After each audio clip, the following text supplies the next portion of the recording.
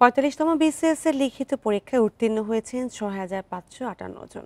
বুধবার রাতে সংবাদ বিজ্ঞপ্তির মাধ্যমে এই পরীক্ষার ফল প্রকাশের তথ্য দেয় বাংলাদেশ সরকারি কর্ম কমিশন। বান্ডেল থাকলে প্রতি সেনমানিতে টাকা বাঁচবে। বিকাশ সেনমানি বান্ডেল কিনে জিতুন প্রতি লেনদেনে।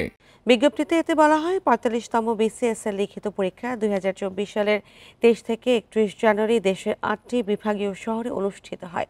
এই পরীক্ষায় মোট ৬,৫৫৮ জন প্রার্থী কমিশনের অনুমোদন ক্রমে সাময়িকভাবে উত্তীর্ণ হয়েছেন। পিএসসি বলছে, প্রকাশিত বিজ্ঞপ্তিতে যুক্তিসঙ্গত কারণে কোনো সংশোধনের প্রয়োজন হলে কমিশন তা সংশোধন করতে পারবে। আর পরীক্ষার পূর্ণাঙ্গ ফলাফল ও অন্যান্য তথ্য পিএসসির ওয়েবসাইটে পাওয়া যাবে বলে সংবাদ বিজ্ঞপ্তিতে জানানো হয়।